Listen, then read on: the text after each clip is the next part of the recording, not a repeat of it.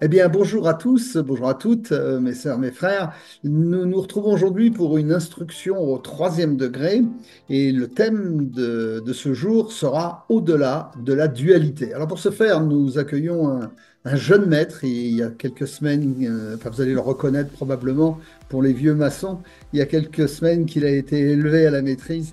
Il va nous parler de la dualité. J'ai l'impression qu'il a dû faire, il a beaucoup travaillé en amont parce qu'il connaît bien le sujet, vous allez vous en rendre compte. Eh bien, nous accueillons Jean-Jacques. Bienvenue à toi. Merci de te prêter à ce jeu aujourd'hui. Je te laisse la parole. À toi, Jean-Jacques. On se retrouve après. Merci Franck, merci pour l'invitation. Effectivement, la dualité, le binaire apparaît dès les trois premiers degrés de la franc-maçonnerie et je me limiterai au troisième degré. En effet, la dualité est en effet présente dans le pavé mosaïque au milieu du temple, ou encore par la lune et le soleil à l'Orient, derrière le vénérable maître ou la vénérable maîtresse. Alors on peut bien entendu tenter d'effacer le noir pour qu'il ne reste plus que le blanc, de refuser les ténèbres pour accéder à la lumière, ou choisir de quitter les vices pour ne garder que la vertu. Mais ce n'est pas ainsi qu'il convient de procéder si l'on veut véritablement découvrir les trésors que recèle la dualité ou en fait la pluralité. Quelle est la différence? Ça, c'est la première question. Elle n'est pas piège du tout. Question entre la dualité du premier degré et la dualité du troisième degré, selon toi. La différence entre le premier et le troisième degré, elle ne tient pas tant à, à la scénographie, on va dire, qu'à quelque chose de fondamental. Il m'est arrivé de devoir interroger pour un passage à un degré qui suit le troisième degré des maîtres maçons et de leur demander qu'est-ce que leur avait apporté la maîtrise. Bah, je peux m'asseoir n'importe où dans le temple et puis on peut me proposer d'être officier. Et c'est tout? Bah oui. Eh ben non, pas du tout. Effectivement, il y a une différence fondamentale. C'est que le maçon du troisième degré, non seulement il a fait la transgression latérale avant de revenir dans l'axe en découvrant la marche de compagnon, mais il a pris un risque en s'élevant au-dessus du cadavre qui est étendu devant lui dans le temple.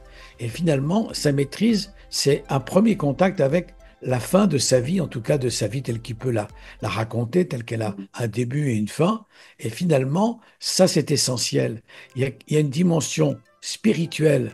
On quitte les espaces connus et rassurants où on marche en traînant les pieds à même le sol pour essayer de s'élever en prenant un risque. Il n'y a pas d'élévation sans risque. Donc là, on est dans une manifestation physique évidente d'un changement de plan et de la sortie d'un entraînement physique cellulaire de la sortie de la dualité. Est-ce que tu rejoins? Qu'est-ce que ça t'évoque quoi? Nous maîtrisons assez bien la matérialité, la surface plane qui est derrière nous. Nous maîtrisons évidemment moins bien les espaces sans limite connus, sans que nous puissions leur imposer ou leur dessiner une limite. Au fond, j'allais revenir à ce qu'est mon métier de profane. Nous avons un cerveau droit et un cerveau gauche. L'apprenti et le compagnon cultivent à l'envi et jusqu'à la perfection, à n'en pas douter, ce qui est dans les bibliothèques, dans les livres, le cerveau gauche chez les droitiers.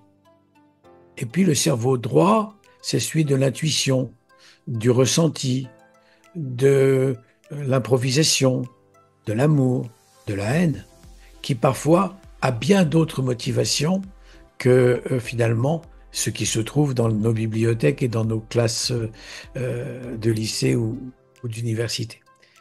Eh bien, merci Jean-Jacques. On est pratiquement dans notre petite heure d'émission. C'est marrant parce qu'il n'y a jamais de compteur, mais dans toutes nos instructions, on arrive toujours à 50, 60 minutes avec quelques débordements parfois. Et ça veut dire qu'en fait, quel que soit le symbole, au premier, au deuxième ou au troisième degré, on est toujours dans une petite heure. Et puis certainement que les invités que nous avons pour présenter les travaux à chaque degré sont des invités tellement riches et intéressants qu'ils remplissent sans peine une petite heure. Et tu en fais partie. Voilà, ça c'est mon petit compliment du jour. En attendant, un grand merci pour ce partage. Et je vais te laisser dire au revoir à ceux qui nous regarderont dans 1000 ans et qui viendront d'une planète voisine pour venir se nourrir de nos travaux. Voilà, merci Jean-Jacques et à bientôt. Merci à vous et de m'avoir invité. Merci beaucoup.